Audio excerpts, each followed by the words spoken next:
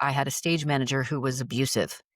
And the first thing that came to me was the fear. Oh my gosh, I can't fire him because I won't have a stage manager and the show won't happen. Well, that's making decisions from fear. Welcome to Your Own Success.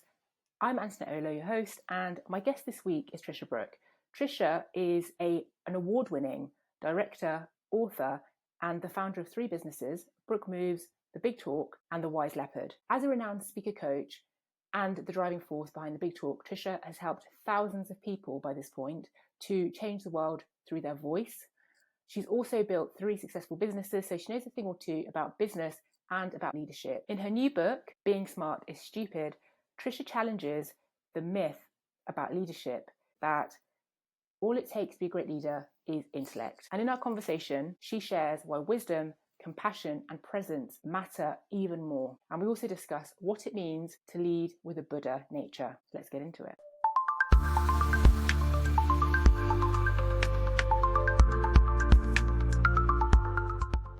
Hello, Tricia. It is so nice to see you again, Antoinette. How are you? I'm fantastic. All the more fantastic for having you on again. So I'm really thankful for you joining me, because you joined me way back it was episode 71. I look back and it was something like 2020. But the things that you've done since we've kind of initially spoke, I'm flabbergasted, honestly. Well, thank you. I'm flabbergasted as well. I It's love so it. nice to be back with you. I can't believe it's been 5 years. I know, time flies, doesn't it? Time definitely flies. And today we are here to talk about your book that is coming out imminently. So this will be out on the 28th of October. That's right. But the book with the title I absolutely love. So Being Smart is Stupid. I love it. Thank you. I appreciate that. I guess to kind of set the scene, the book is Being Smart is Stupid. Firstly, I love that title. How did you come up with this one, and kind of why did you go with that? But what inspired you to write this book, and why do you think it's so important for now? The reason I came up with the title was because I wanted to create a contrarian point of view. There's so many smart people out there who are leading, who are not leading with wisdom. And the reason that I decided to write this book is people kept asking me, you have 3 companies, you have team members and clients who have been with you clients have been with me for over 30 years. Some team members have been with me for 15, 20. In the Big Talk, some team members have been with me for over 7 years. And that is very unique in the online space of consulting. And what I realized was I didn't go to school for business. I went to school for dance. I have a BFA, a Bachelor of Fine Arts in dance. Yet I've been able to step into the role of a leader and create a culture in each of my companies that has created sustainability when it comes to my team and my clients, and a culture of happiness and devotion. And everybody is on the same page when it comes to the mission. And people were asking, how do you do that? And I didn't know. I didn't know how I did it.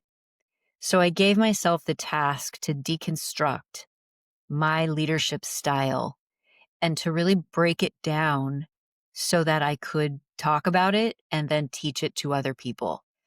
Because I lead from Buddha nature. And the second half of the title is of Being Smart is Stupid is why embracing the wisdom of your Buddha nature is the secret to great leadership. And this is not a book about becoming Buddhist. It's a book about learning what your Buddha nature is, because we all have one, and it could be compassion, empathy, or knowing, or loving kindness, but we all have it, and how to tap into it in order to have the most success possible as a leader. And so deconstructing my personal leadership style through the lens of this Eastern philosophy was something that I wanted to commit to and intentionally create in service of leaders who want to learn a different way. Mm-hmm, mm-hmm.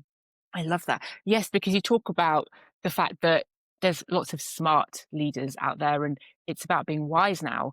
I guess, how do you differentiate the smart leader from kind of wise leadership, and how do the two look different?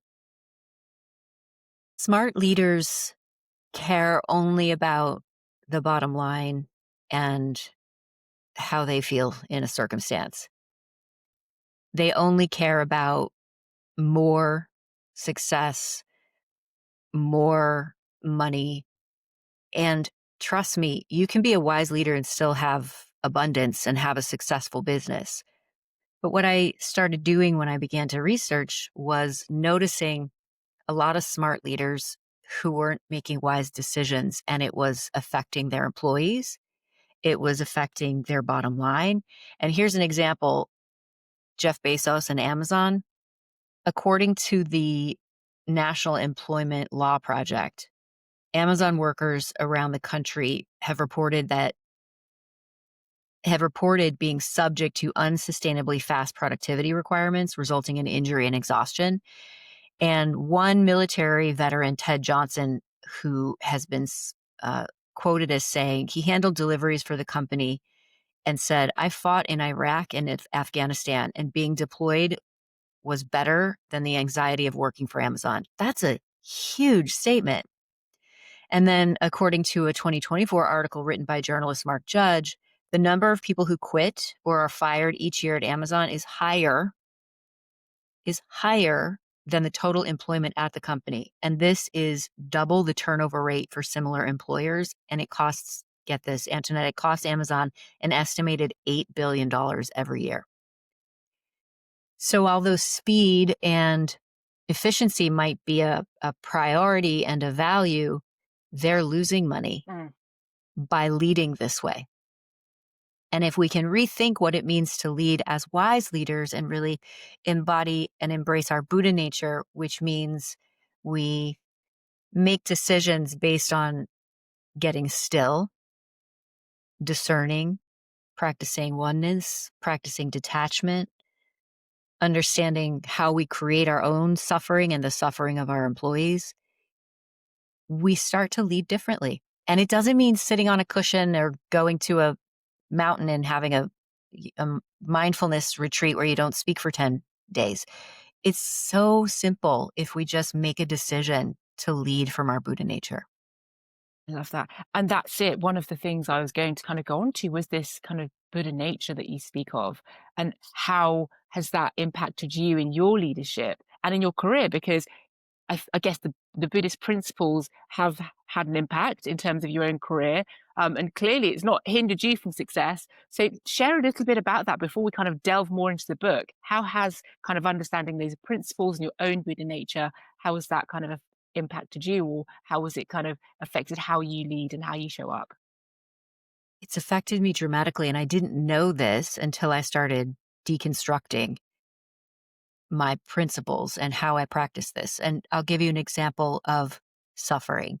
We as leaders and we as human beings, let's just be clear, if you're a human being, you can't uh, run from suffering.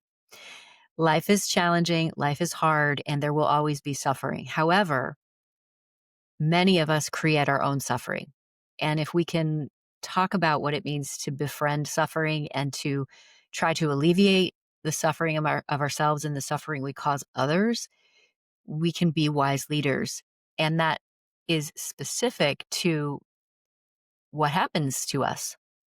When I was working with John Turturro on Romance and Cigarettes, and this was many years ago, I was the choreographer, and the cast included Kate Winslet, James Gandolfini, Eddie Izzard, Bobby Cannavale, Steve Buscemi, Susan Sarandon. It was an incredible cast of A-list celebrities. And I had the privilege and honor of being the choreographer. I danced in the movie too. And working at that level was life-changing. And I was ready for the movie to come out. It was going to be a huge hit. Everybody was excited about it. It was sort of like the next Rocky Horror. It was going to be a really big deal, like a cult classic, right? And the studio that was going to distribute the film was purchased by a larger studio, and the film sat on a shelf. It never got distributed.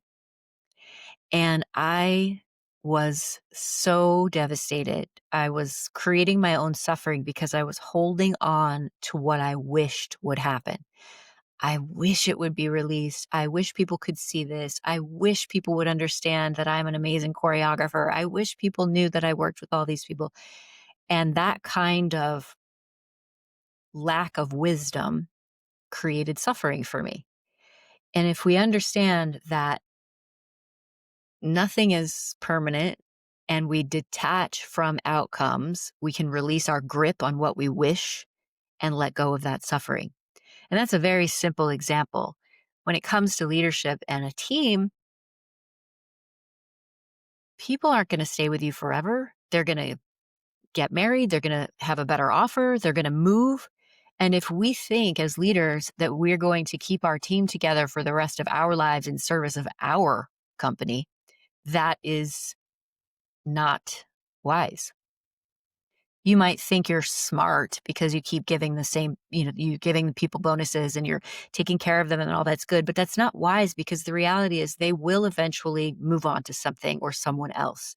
And if we don't think about that and set ourselves up for success, we're going to create our own suffering because we're going to be worried, oh, this is the best team ever. What if somebody leaves and I have to onboard somebody? It's going to be so expensive. Well, that's not wise leadership. We have to be prepared for those things. So I think understanding that we can alleviate our own suffering and the suffering of our company and team members by practicing these philosophies, we move into the role of wise leadership. I love that. Thank you so much. And suffering, actually, the book kind of culminates in suffering at the very end, but the beginning of the story is kind of getting still. So tell us, tell me, why did you start with getting still? Why is this kind of the foundational piece? And why is it important for leaders to take the time to do so? Thank you for asking this question, Antoinette. It's, for me, the simplest first step. And I wanted anyone who's reading the book to feel like they can accomplish embracing their Buddha nature. And again, it doesn't mean becoming Buddhist. It means understanding the pillars that I explain and lay out for you in the book. Getting still is something we forget. We're busy, we're running around, we're distracted by social media, we're distracted by the noise. There is constant stimulation. I live in New York City and it is not quiet here.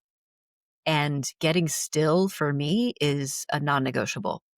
And I started with that because I wanted to create an acronym that made it very simple for you to remember, for leaders to remember. And if they don't do anything else, if you can get still, it will have the ripple effect of wisdom that you cannot imagine. And that means stop,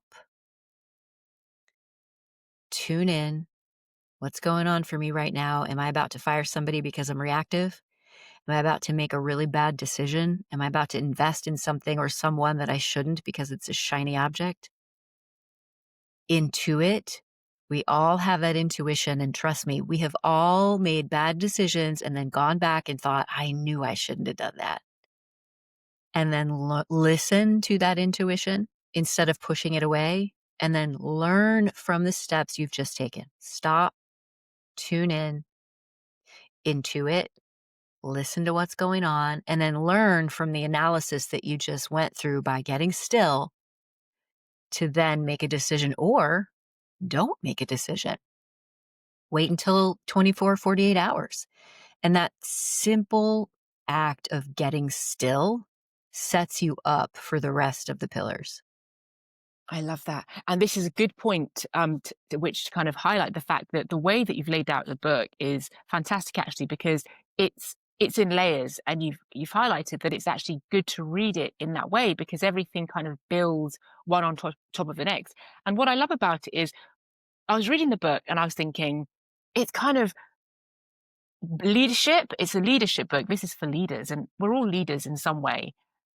But it's spiritual, but it's also a book for life. Quite frankly, these principles that you talk about and these kind of lessons and exercises, because everything culminates in these actual practical, how can I actually implement this in New York, in London, in wherever I might live, because life is crazy and nobody's got the time to be constantly going off to some retreat. How do I kind of Right. live these things day to day? So I absolutely love the way that you've given really kind of actionable, practical, real life examples and ways in which we can implement these things.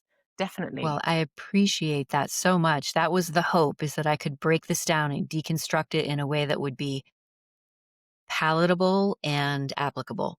Definitely. Definitely. So in terms of this getting still, I, definitely worth noting is the one story I will reveal is Winston Churchill going off and having a nap in the middle of, we're in the middle of a war. There's kind of bombs dropping and all sorts are happening.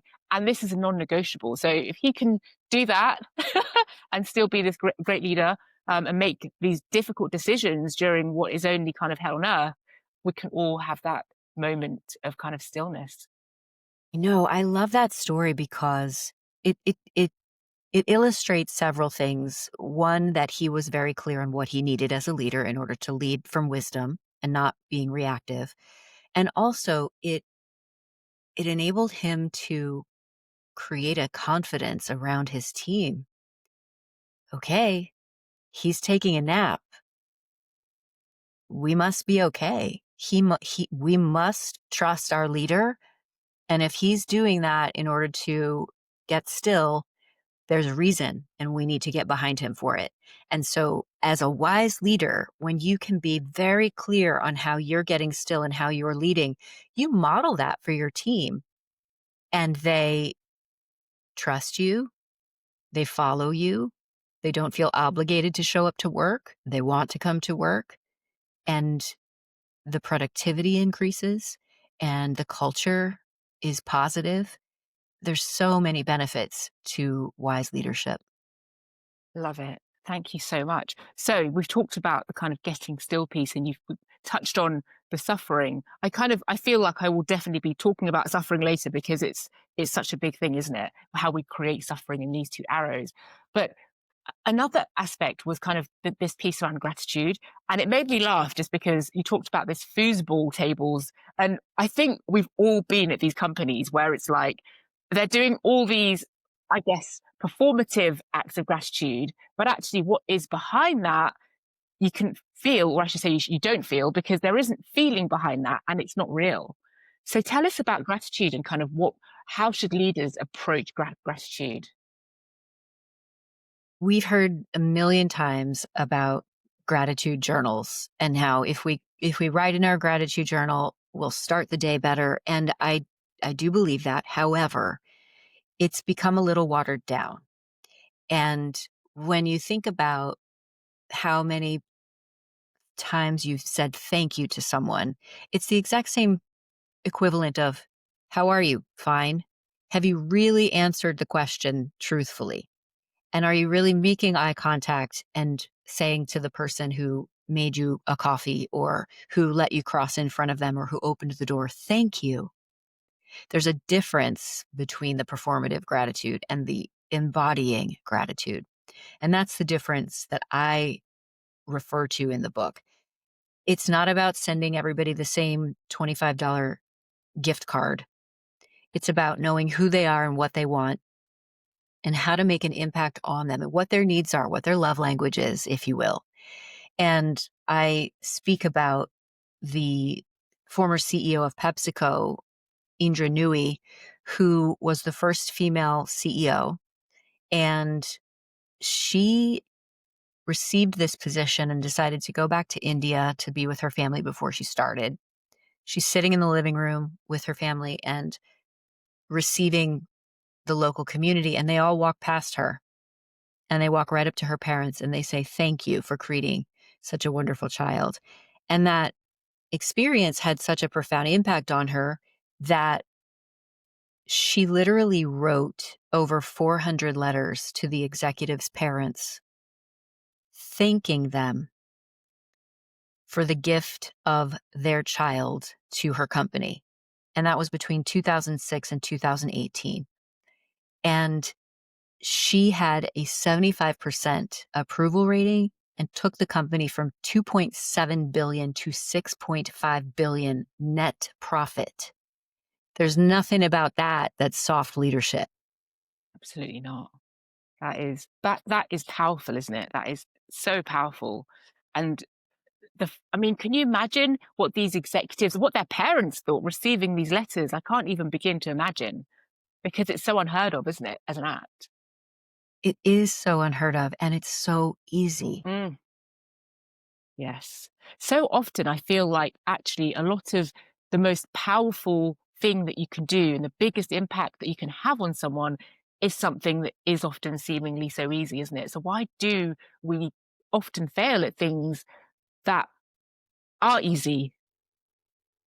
I think this touches a little bit on the oneness part of the book. We are all connected. And this concept is a little bit more complex than the others. However, if we can really grasp that every single action we take will affect someone else, then we can understand the concept of oneness.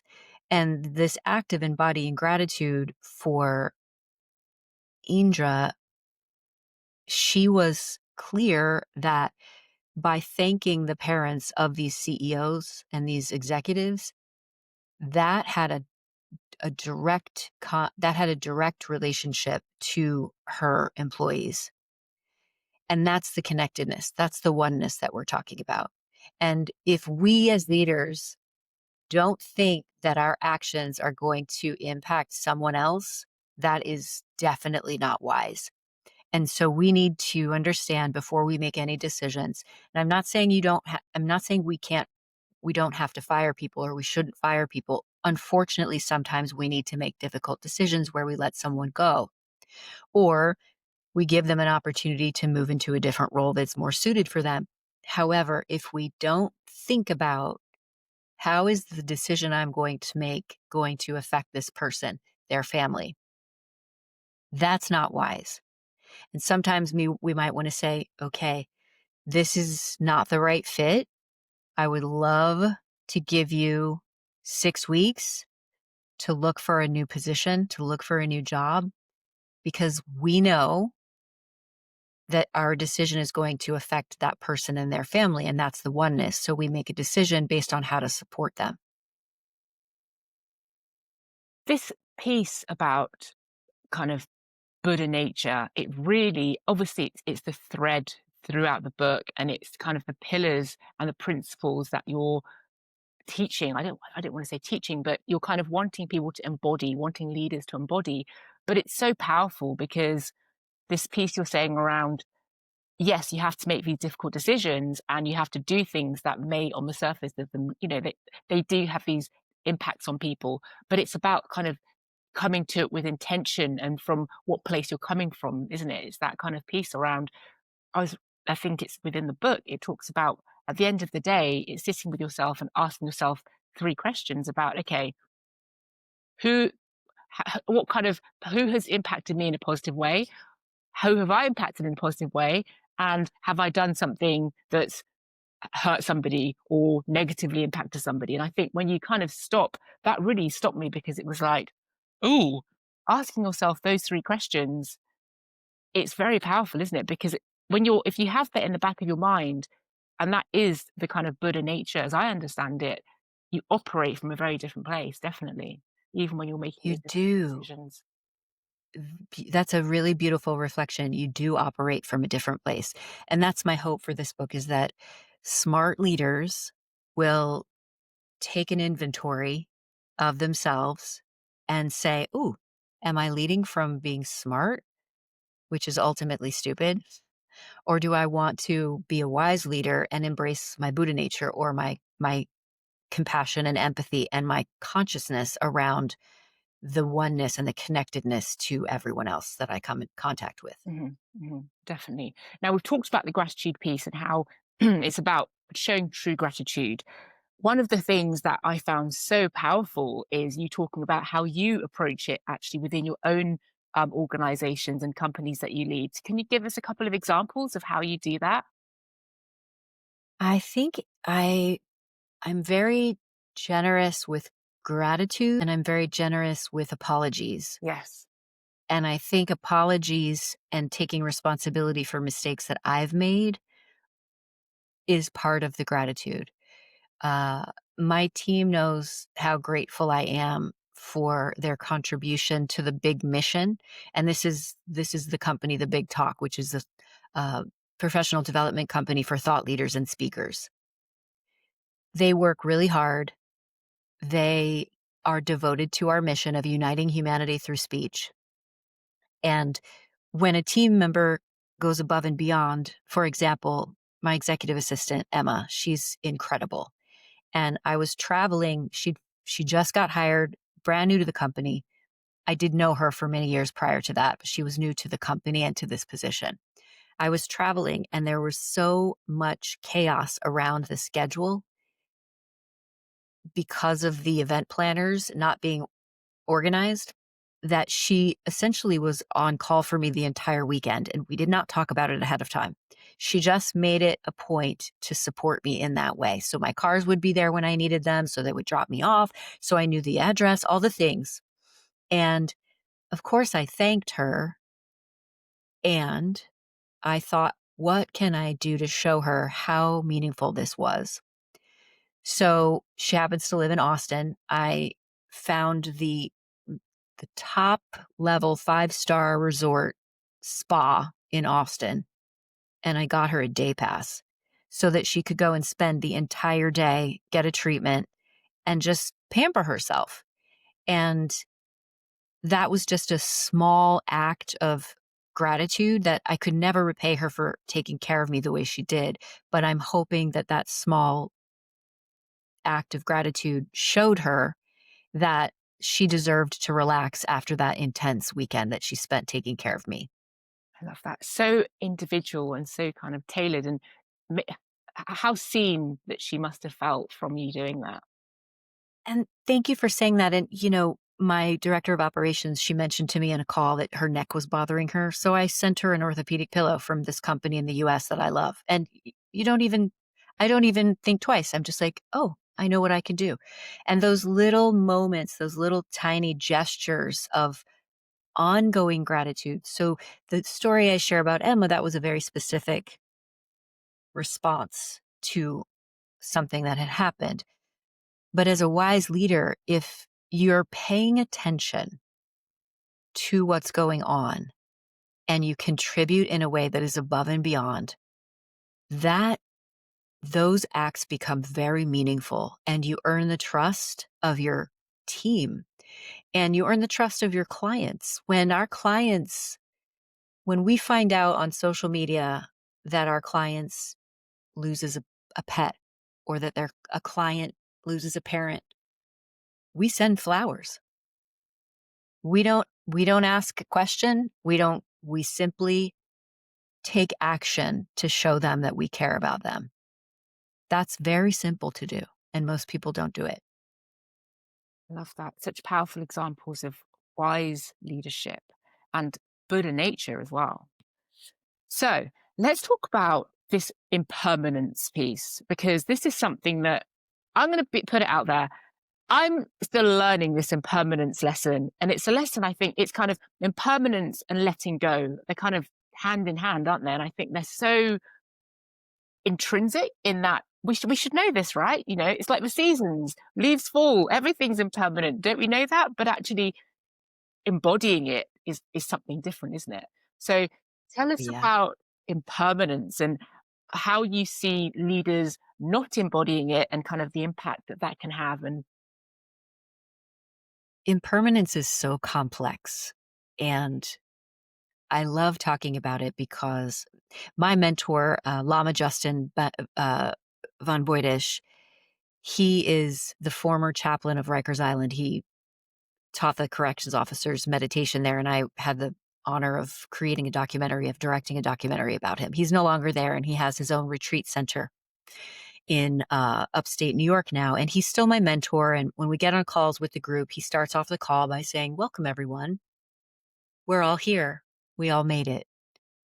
And the truth to that is profound because we might not all make it tomorrow. We might not all make it later today. And so for me, the act of practicing impermanence is an ongoing practice. One that, yoga practitioners, they practice the corpse pose. We are not going to leave this earth without dying. Yeah. It's just something we all have to get our minds around. And if we also consider what impermanence means for wise leaders, it means we will be super present in every single call, meeting that we're attending, because we might not have that call or meeting ever again. It means we're going to make decisions based on the greater good, because we might not be able to self-correct or course correct if we make a terrible decision that could potentially have bad outcome for people and others. And it also means personally making sure that everybody knows how you feel. And what I mean by that is my husband, Joe, he knows exactly how I feel. If I travel, I never leave this apartment without leaving a note behind, ever. I always leave him a note because I might not come back. And that's just the truth of impermanence. Now, I do practice Buddhism, so I have this as a lifestyle practice. However, I am a human being and I'm super attached to my relationship, to my marriage, to my team, to my pets. I am super attached. I am not walking around enlightened. I am walking around trying to practice all of this so that I can alleviate some of my human suffering while I'm here. And so this isn't about perfection. This is about awareness.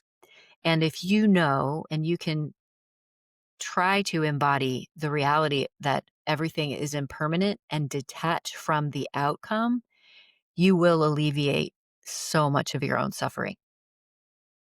I love that. And this detachment piece, you told just one more, you told a story about how you went to a meeting and, you were obviously very prepared because, of course, with Tricia Brouk, you're not turning up unprepared. And this person wanted to work with you. They wanted you to produce their show.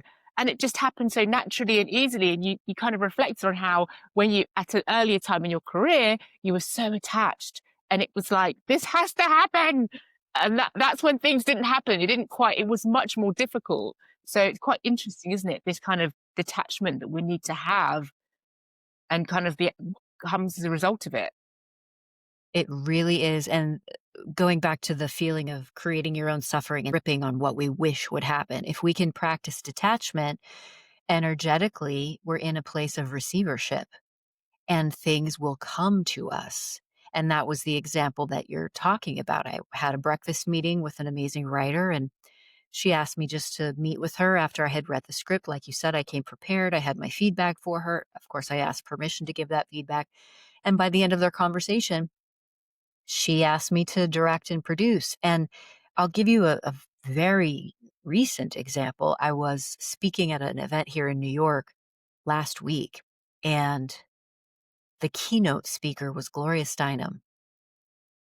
And for those of you who don't know who Gloria Steinem is, you really should, first of all.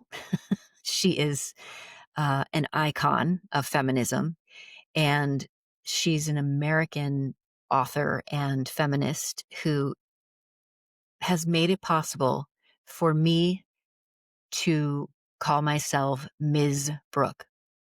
In the 60s and the 70s, there wasn't an option to be a Ms. It was Miss or Mrs. And so she was the keynote at this event.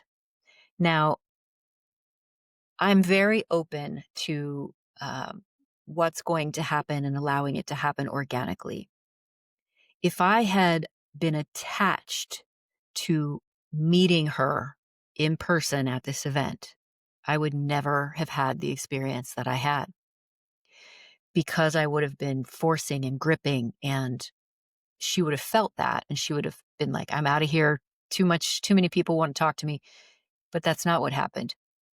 I walked up onto the stage after she was done speaking, after I was taking pictures of the other event or the other participants with her. I had no intention of having a personal exchange. However, after I took the pictures of the other women, it was like the seas parted. Everyone walked away and she was sitting on stage alone. And I walked on stage and I sat down next to her and I said, Miss Steinem, I am married, but I'm a Ms. and I don't have children and I am really happy. And that is all because of you. And she grabbed my hands and we held hands and she gazed into my eyes and it was so profound. And that's because I wasn't attached to what was going to happen. I was completely detached. And because of that, the most profound experience happened. What an incredible experience. What's important for any leaders listening, as much as some of these things and some of these concepts might start to kind of step into or sound like they step into the woo, it's actually all scientific, isn't it? I think one of the things I love about the book is actually you give lots of kind of scientific research that's out there, studies that have been done to kind of really back up some of these concepts and why they're so powerful. And one of the things was a retreat where actually they then, after kind of practicing certain things, they assessed and examined your brainwaves. And actually, it showed that your brainwaves changed. Your actual brainwaves went into gamma, which is really known for being so powerful in actually producing the exact things that we want to produce within ourselves and within our outer Absolutely. environment. Yeah, I had the honor of going to 40 Years of Zen, Dave Asprey's retreat in Kenmore, Washington, and you're connected to computer and brainwave devices for 5 days. You get in a pod and you are given these guided meditations and lots of gratitude practice, lots of forgiveness practice, and they measure your brainwaves. So I was able to see literally during the gratitude portion of the meditation how my gamma waves would separate. And it was almost like the brain waves would separate and they would become just clean. And that is literally the manifestation brainwave. Amazing. Love that. So, we've talked about kind of this impermanence piece, and how we don't know what will happen. And one more thing, I love the piece around how this impermanence piece, people always say, live like, you're going to die tomorrow, or live like the world's not going to be here. But actually, there's kind of a real, we have to be careful with that, because it's not about living like the world's not going to be here tomorrow. Because I think we've got two examples that you gave, Axl Rose and Ryan Holiday. And actually, we should live more like soldiers going out to war, I think was kind of what we settled on. That's what Ryan Holiday says. And I Yeah, think that's so exactly right on.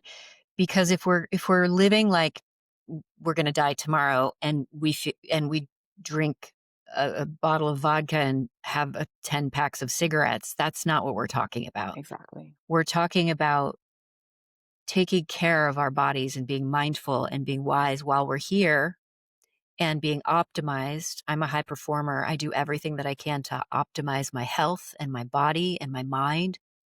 But that doesn't mean that I'm not very conscious that tomorrow might not come. So it's not like Ryan Holiday says, it's a soldier preparing to go to war. You might not come back, but you're not going to war with the desired outcome to die. Mm, love that. So we've talked about the impermanence, letting go. In the letting go piece, it was interesting to me because you said that there's actually three specific things to let go of. Can you tell us what those are, and kind of what have you seen in leadership that are the one, or is the one that kind of leaders seem to suffer from the most in terms of the challenge of not letting go? I think if you are a leader and you can't let go of your own ego, that's the first roadblock. Ego nature and Buddha nature are in opposition. And right now in the United States, the government has been shut down. And that is ego nature. There's nothing there's nothing that resembles leadership in Washington. Zero. It's all power. It's all ego nature. And as a wise leader, if you can let go of your ego and connect to the oneness, that's the first step. letting go of any kind of outcome. And that goes back to the detachment. And what's beautiful about this book, if I may say so, is that they're all connected. And it is a fluid practice, even though we want you to go through it in order, because we start with getting still and we end with befriending suffering. So befriending suffering is a very complex concept. So we do increase the complexity of the concepts as we go. However, they're all very much interconnected. So letting go of the outcome, because you're going to detach from it. We can't see into the future. And then I think finally, letting go of the stories that we're telling ourselves. I can never be the CEO of an 8-figure business. Well, why? Let go of that story. What are the stories you're telling yourself? Or what are the stories other people are imposing onto you that you are allowing to be truth? So letting go of those lies, letting go of those stories, and really becoming aware of your awareness. What am I thinking right now about this? And is this true for me? Getting still, making a decision based on the stillness and the intuition, and then discerning. Discerning is a big part of being a wise leader. When I got married to Joe, I cried uncontrollably the entire next day. I had no idea why. I didn't think I made a bad decision. I was hysterically crying. I also took Elizabeth Gilbert's book, Committed, which is about not getting married, on my honeymoon. Imagine me sitting next to my new husband on our honeymoon under the cabana, reading a book about not getting married. Love it. I know. We're still happily 16 years. Yeah, 16 years going strong. What I didn't know then was that I was discerning in that moment. And part of discernment is building a bench. So what does that mean? Why am I feeling this way? Instead of saying, oh my God, I made the wrong choice. I'm going to cancel my honeymoon. I'm going to annul the marriage. No, discern what's going on. What's going on? Become aware of my awareness. I'm feeling all these feelings. And then building a bench, which is part of this process as well, is okay, I just had 50 people at my wedding and they were all there in service of supporting this decision. So maybe I should call a few of them and say, why did I do this? And then in terms of business, triangulate means you're going to hire 2 people or ask 2 people, same question, and find out what those answers are. For business, you're going to hire 2 people for a small job, have them do the same thing, and then choose the one that works best for you. So they're very practical tools as well inside of the book. But I think going back to the fluidity of the concepts, if you can understand how to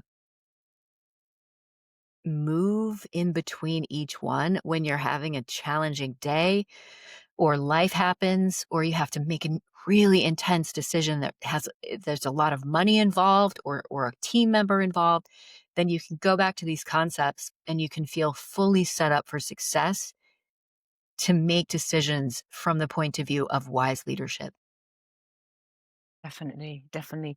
And that discernment piece, as you say, it's kind of about that decision making, isn't it? I think you kind of talk about how life is not a game of chess, which is how for so many of us it's played, isn't it? But actually we need to look at it more like a game of poker because there is that human element. There's always that human element that's always at play. For sure. You have to be conscious of the people that you're playing with. Mm. Definitely, definitely. So I think we've kind of talked around kind of a lot of the key pieces. I mean, from obviously writing the book, how have you changed? Do you feel that writing the book and kind of delving deeper into these principles, which you said that from the beginning, you actually didn't know until you delved into it and kind of uncovered that, okay, this is actually what I've been doing. What have you learned kind of about yourself, or is there anything that you've taken away throughout this process? I've been so grateful that I have had the opportunity to actually put into practice the principles. And when I find myself becoming reactive Mm. about something or someone, get still, become aware of my awareness. How am I connected to everyone? And I really have been able to put these principles into practice, and it has helped me alleviate quite a lot of suffering. On the becoming aware of your awareness piece, for leaders who may be kind of dealing with high stakes or high pressure and high stress, which I guess everyone is at some point, what does that mean and how does that look in practice? How do you become aware of your awareness while dealing with this kind of a thing, and how can it help? Well, imagine that you have a white hot rage in your chest, or you're sweating, or you have an upset stomach. What's going on? I am aware that I have this tightness in my chest, or nausea. What's going on here? I'm aware of my awareness that I'm having a physiological response in my body. What is that telling me? It's telling me that I need to take a minute, or maybe take a 5, or give my team a 5 or a 10. And then I can go into potentially what the next step is. Like, I'm aware that something is not aligned right now. What should I do? Let me discern. But before I discern, let me just get still. Now I have more information. Now I know what to do, and I can make a decision without being attached to it, because I know nothing is permanent.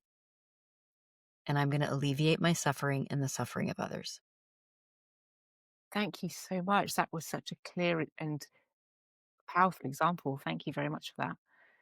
You're so welcome. So, throughout the writing of this book, then, I know that these kind of principles, they're all important. And as we've talked about and touched on, and I said I'd come back to it, it's all really culminates with a suffering piece. Tell us finally about suffering before I kind of finalize and kind of into the final part of the interview. Tell us about your thoughts on suffering. Where do we suffer unnecessarily, and how can we stop this suffering? My goodness, suffering is uh, unavoidable. However, we can coexist with it. And I study Thich Nhat Hanh, the Vietnamese Buddhist monk who's no longer with us, but he has a lineage of people teaching his practice. And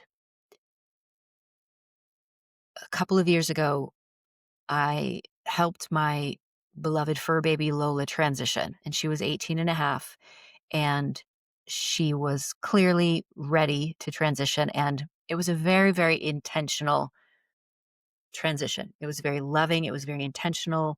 She loved looking out the window here in New York City, so I would carry her around and she would look out the window, and we played piano. Joe plays piano, and she would lay on his lap and take in the vibration of the music. And everything about it was super intentional. Our amazing vet came over. We we did this together as a family in our home, and it was devastating. However, her sister, Bella, unexpectedly joined her only 6 weeks later, and she was not ill. And the kind of suffering that I experienced from that was so profound. And for those of you listening or watching, I don't have children. I have fur babies, and they are my children. And the depth of that suffering and that grief was so profound. And I knew I was in it. And even with my practice, I could not I could not alleviate my suffering. And so I went to Thich Nhat Hanh's book, No Death, No Life. And he reminded us, me at the time when I was reading, that we're never gone.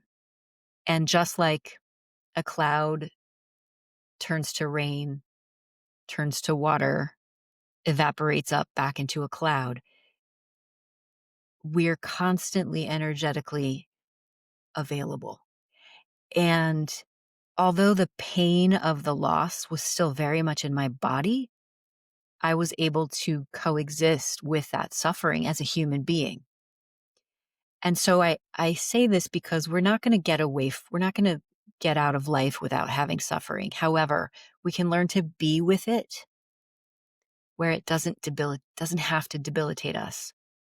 And that's the wisdom that comes from this practice. Thank you so much. And thank you for sharing that story, which that experience, I should say, not story, that experience, which is, yeah, kind of you to be open about that. But it is this suffering piece is so powerful and important, and it affects us as leaders. Affects our careers because suffering, as you said, it's unavoidable. It happens. Things will happen that will knock you for six, and it's about what happens next. And that's where I guess you have to step into this lesson and into this learning, um, and go forward. And if you can't, that's what this is all about, isn't it? It is. It is. And just giving you some tools Mm. so that you can coexist with it.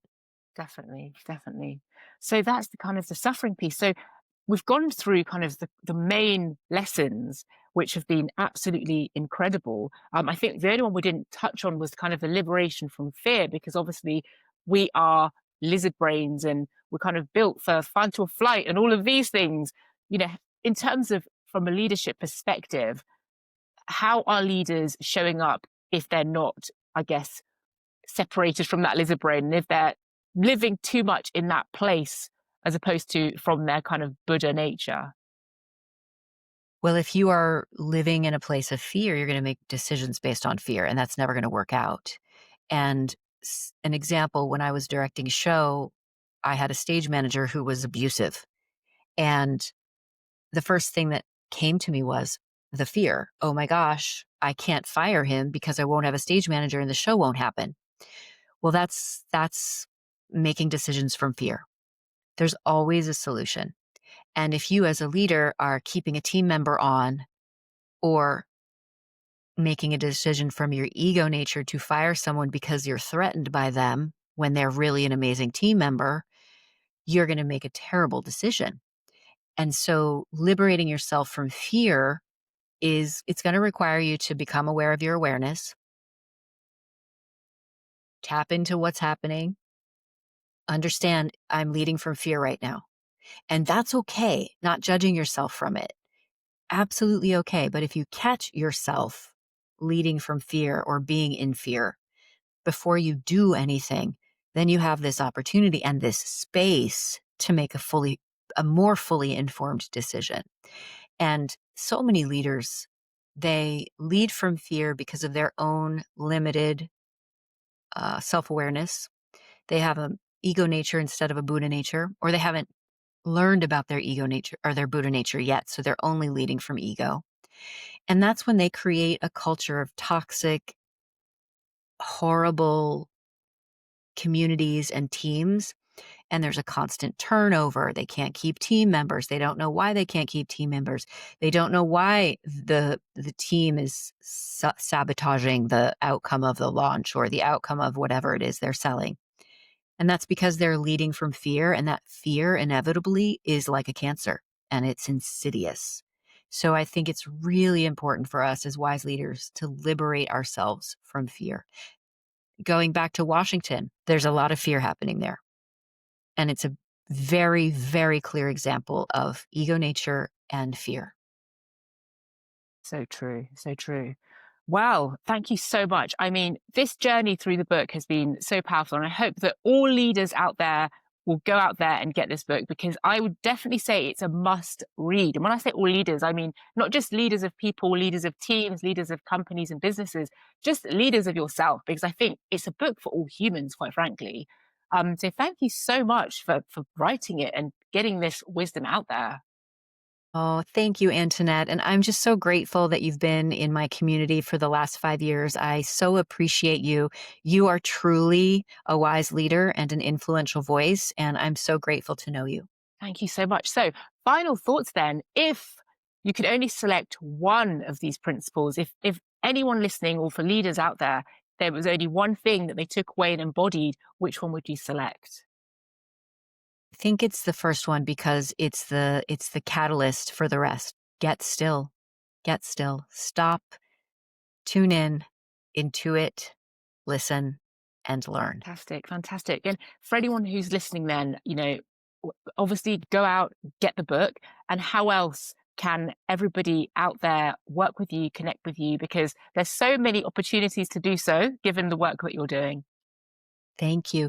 You can go to beingsmartisstupid.com and grab the book. And if you are so inclined to review the book, I am teaching a complimentary training on on these concepts in November. So go to the website and grab your book. And if you want to reach out to me, I'm on Instagram at Tricia_Brouk, and that's Brouk. And my website is triciabrouk.com. Fantastic. Well, thank you so much, Tricia. This has been such an interesting and kind of eye-opening conversation. And I hope for everyone who's listening, they will definitely take away these principles and go and get the book, because honestly, I was laughing that you can tell that it's written by a master storyteller, let's just put it that way, because there was moments of laughter, definitely laughing out loud, and so much kind of eye-opening information in there. Thank you. Oh, thank you so much. I appreciate you, Antoinette.